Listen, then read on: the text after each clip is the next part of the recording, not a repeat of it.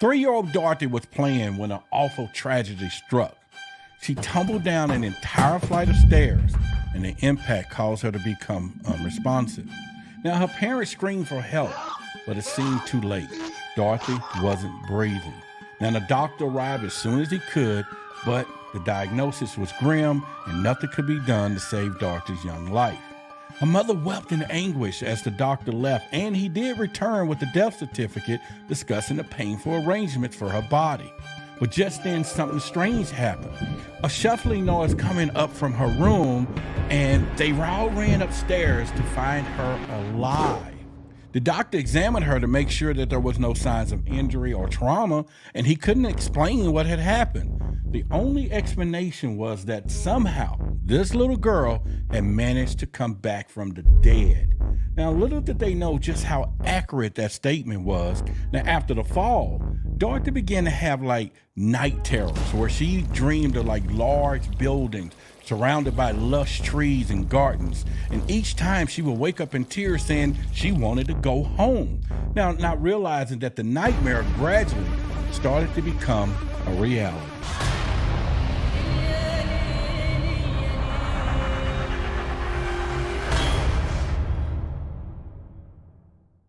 Now, Dorothy's parents were perplexed when their daughter began to speak with a thick foreign accent. They was worried that no one will be willing to watch her, so when they planned a day trip to the British Museum, they decided to go ahead and take Dorothy along. But little did they know that the strange events would unravel in the museum that day. At first, Dorothy acted like any other little 4-year-old. She was moping around and, just kind of dragging her feet. But something changed as they reached the Egyptian exhibit. Dorothy was drawn to the artifacts like it was being pulled by some invisible forces. And before anyone could react, Dorothy had already torn herself away from her mother's grasp and began running wildly through the halls of the museum. She even started kissing the feet of the statues and started scolding people for wearing shoes in such a holy place. Her mother was horrified, but when Dorothy suddenly stopped and became silent, her parents found her standing in front of a glass case memorized by the face of an Egyptian mummy that was inside. Now, when Dorothy's mother tried to pick her up, she began to scream and cry out in a voice that sounded anything like a child's voice. In ancient sounding language, she said, "These are my people." Now, before it finally calmed her down enough to leave, though Dorothy's family often returned to the museum, it seemed like there was something missing from their time together. An event surrounded by all the pieces of history. It wasn't until they was back at home that they could feel happy and, peaceful again. Dorothy feverishly studied the ancient hieroglyphs through a magnifying glass, poring over them with an intensity and intent that actually made her mother question what she was doing. Dorothy pointed at a picture in a science magazine in Seti's temple of Abydos, declaring, "Mama, this is my home." Now, her eyes was alight with excitement and amazement, and she knew this place somewhere else from another life. Children remembering the past lives is more common than most people realize, but there are too many cases for parents to report thousands of these untold stories. Now, one such story happened in England in 1957. Now, sisters Joanna and Jacqueline Pollock were tragically killed when their car lost control jumping the curb. Now, a year later, Florence Pollock gave birth to the twins, Julian and Jennifer, both marked with different birthmarks, yet identical in every other way. Now, what secrets did they carry from beyond? Now, when these twins were only 2 years old, they could recite stories of past lives that their sisters lived, and then they was asking for toys that they have never even seen. Screaming in fear for moving cars would come to claim that their lives. Now, this eerie connection became even more apparent even when during the Battle of Iwo Jima, the Japanese forces that shot down American fighter pilot John Houston Jr. on March 3rd, 1945. Over 50 years later, young James Leninger began having vivid nightmares about his own death as a fighter pilot crashing onto the ocean. Now, when he was shown photos of aircraft and aircraft carriers from World War II, James was able to name specific types of planes that he flew, and he was able to identify men that he served with. Now, these details was verified by independent research. Best examples of reincarnation is Ryan Hammond's. Now, around the age of like 4 years old, Ryan would pretend that he was like directing movies, and he would tell his mom that he used to be a man who lived in Hollywood. His parents, who were very religious, did not accept reincarnation as real. And then they found it strange, but Ryan continued to insist that he was in another life and that he had been somebody else, and that he was bigger in size and he was able to go anywhere he pleased. Now, whenever he saw the iconic Los Angeles Hollywood sign on TV, he would get like all emotion and say, hey, this is where home is. And then he would also tell all about the meetings that he had with Rita Hayworth on the set and taking vacations in Paris and working with an agency that people changed their names. Now, this was no ordinary chatter for a 4-year-old. Eventually, his mother brought home a book about old Hollywood, and then they was like flipping through the pages until Ryan spotted one and said, oh, look, that's George. We did a picture together. And then he said, oh, that other guy, that's me. They found me. Now, the other man in the photo that he was talking about is Marty Martin. He did have specific experiences which matched up with Ryan's memories. Now, Ryan was right about everything. He knew Marty had danced on Broadway and how many siblings that he had, the number of kids he had in the family. Ryan even managed to guess Marty lived on a street with the word rock, and which actually turned out to be Roxbury Drive. Now, in these cases, Marty's family was able to confirm 55 separate facts that Ryan got correct when he was only 4 years old. Now, past life memories usually start at the age of 2, and then 3, and then they end around 5. Now, however, this was not the case for Dorothy Eady, as she aged in her memories and she became clearer and clearer. Before long, Dorothy Eady discovered who she was 3,000 years ago. Now, she was outspoken about reincarnation, speaking about it freely, regardless of what other people's opinion was. Tensions mounted in a small town in 1920s when Dorothy was a teenage girl and refused to accept the rigid ideas around her. Her parents endured the defiance, but the unforgiving church condemned it. Finally, an enraged priest appeared on the doorstep one Sunday morning with an ultimatum: exclude Dorothy from Sunday school or face repercussions. Now, Dorothy had already been reprimanded for her refusal to sing what she deemed was an ignorant hymn that spoke badly about Egypt. And then she also was standing up to a Sunday school teacher to defend her belief that Christianity was deeply rooted in ancient Egyptian religion. Now, Dorothy was often at the British Museum, and it was there where Egyptologist Sir E. Wallace Budge became acquainted with her, taught her how to read hieroglyphics. Unsurprisingly, Dorothy picked up on the language very quickly, almost unnatural degree. Meanwhile, Dorothy's dreams continued, but now that she knew what was happening, she wasn't scared anymore. Every night when Dorothy was around 15 years old, a man called Horror would speak to her in her sleep, asking her to jot down whatever he said. She would go into this trance-like state, neither sleeping nor awake, where she would write nothing but notes in hieroglyphic symbols. Now, she had no idea what she had wrote upon waking. It wasn't even in her own handwriting. Now, after about a year of this, Dorothy had accumulated over 70 pages of scribbled letters and symbols.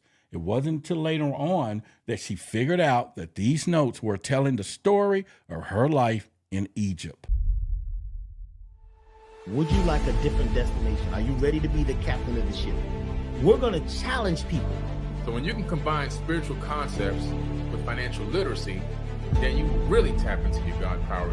We are navigating through multiple matrices. Once you do this workshop, it's going to take everything in your being to not become the person that you came to be.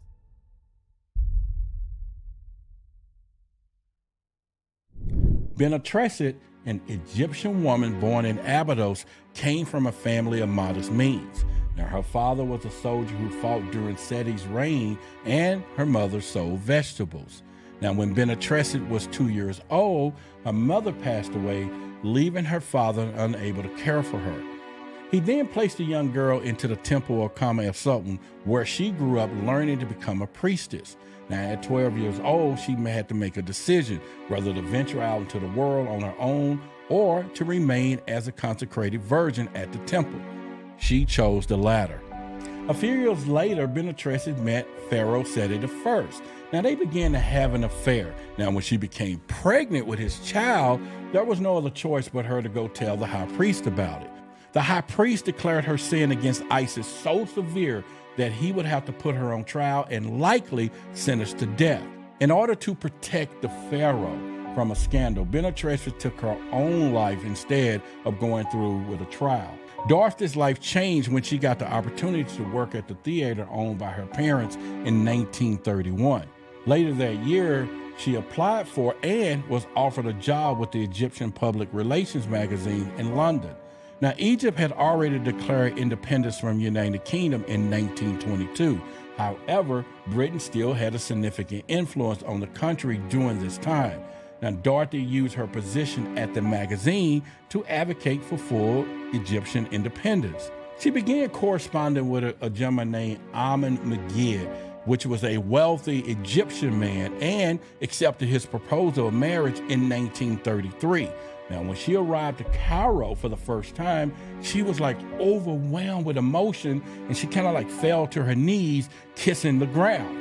Now, she was also weeping with joy. She exclaimed, hey, I'm finally home. And if Dorothy Eady was reincarnated now, she would have the opportunity to prove it. Now, Dorothy's marriage to McGee began on shaky ground due to her family's different social standing and her strong cultural ties to Egypt. Now, after a few years, the couple divorced, with Dorothy having given birth to a son who she named Seti. Now, to honor her heritage, she changed her name to Amun Seti, which is kind of like a tradition title for Egyptian women in 1935. She found work with the Department of Antiquities as the first female employee, quickly becoming known as the esteemed scholar. Now, Dorothy composed essays and articles about the ancient Egyptian and translated hieroglyphs despite not having any formal training. Now, finally, in 1952, she obtained a position in Abydos, the place that she believed that she had been born. Now, the locals there saw her like as an eccentric character. Now, Dorothy immersed herself in ancient Egyptian religion, walking everywhere like barefoot, spending her nights praying and sleeping in the temples. Now, in 1957, the chief of Antiquities wanted to test Dorothy in supposed knowledge of her culture. So he escorted her to the temple of Seti one night, carrying just a torchlight. Now, nothing had been published about this layout of the temple yet, and Dorothy had never physically been there. Now, she was able to lead him everywhere he asked her to go with no map or no light source, knowing every inch of that temple. Now, after about the sixth attempt at stomping her, he just gave up. Now, she also claimed to remember the gardens of the temple of Seti from her dreams and memories. Now, these gardens had not even been discovered by archaeologists yet, but Dorothy told the scientists where to find them, and when they excavated in accordance to her directions, they found a hidden tunnel just as what she said it would be. In 1964, Dorothy was supposed to retire according to Egyptian law at the age of 60, but she had made so much of an impressive contribution to the Department of Antiquities that they gave her a special permission to keep working. Now, not only was she the first woman hired by the department, but it also seemed like that she knew more about the sites than anyone else. She particularly specialized in the temple of Seti I in Abydos and insisted that there was other ancient civilizations out there, such as the lost tomb of Nefertiti in 1972. Now, the tomb of Tutankhamun had already been discovered in 1922, but no chamber had emerged for 50 years until 2015, when a radar imaging technology found exactly where Dorothy claimed.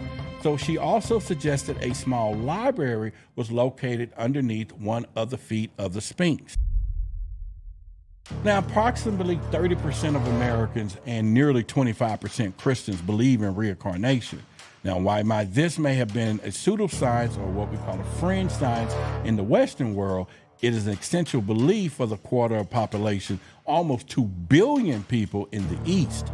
Now, this includes adherents of Hinduism, Buddhism, Sikhism, and several other religions. The Dalai Lama, the spiritual leader of Tibetan Buddhism, is regarded as reincarnation of Pema Dorji, the first Dalai Lama who died in 1474. He and thus is the 14th Dalai Lama. Now, when he dies, senior Tibetan monks will start looking for the next incarnation. Now, this search involves consulting oracles, interpreting visions, and reading spiritual signs. For example, clues may be found from the deceased body of the Dalai Lama, or the direction it faces at death, or if cremated, which way the smoke blows, and eventually lead to a suitable village and a house seen in the vision by a senior monk. The current Dalai Lama was found at age 2 after an elaborate search process and was able to identify objects belonging to the previous Dalai Lama, such as a drum used for rituals and a walking stick. Even though I typically like to have conversations here on Why the Big Secret that I like, especially I'm captivated by reincarnation. Now, maybe because it brings me a lot of comfort that death isn't the end, and maybe that our physical life is merely temporary. Now, it's meant to teach us lessons to prepare for what comes after or subsequently life itself. Now, Dorothy Eady's case has been cited frequently as evidence for reincarnation. Now, there's a lot of skeptics out there that claim, however, and they point out flaws in her story. Now, they suggest that Dorothy's head injury when she fell down the stairs could have caused what they call the development of foreign access syndrome and a particular obsession with ancient Egypt from a young age. Now, this would explain why she had such knowledge on the subject. Now, additionally, there was no evidence to corroborate any of Dorothy's story about her experiences in the museum, in the temple, or a so-called trance writing. They stopped short of saying that she was reincarnated, but they all agree that she made an incredible contribution to the study of ancient Egyptian culture. She eventually settled near Abydos, where Seti I's temple stands, which seemed to give her a sense of peace. During the last years of her life, some question whether a young girl somewhere is having dreams of visions mirror those of Dorothy as a child. Dreams of visions of green gardens in the desert and an oasis calling them home. This leaves us all perplexed. If we accept the possibility of reincarnation, why is it so tightly guarded? Unveiling this mystery would take some time and effort, yet the grandest question remaining, what are they hiding from us? Why would this truth need to be concealed? What could be so significant that it needs to have such secrecy? And then the question is, why the big secret? I'm Roderick Martin, UFO investigator and TV personality. If you find any values in these videos, make sure you subscribe to the channel, hit all of those notification bells, and post your comments. And lastly, share these videos. We got more to come. Looking forward to talking with you. Stay tuned to our next video, which is about alien artifacts on the moon. What does NASA don't want us to know, and why is it a big secret? Check out the video next.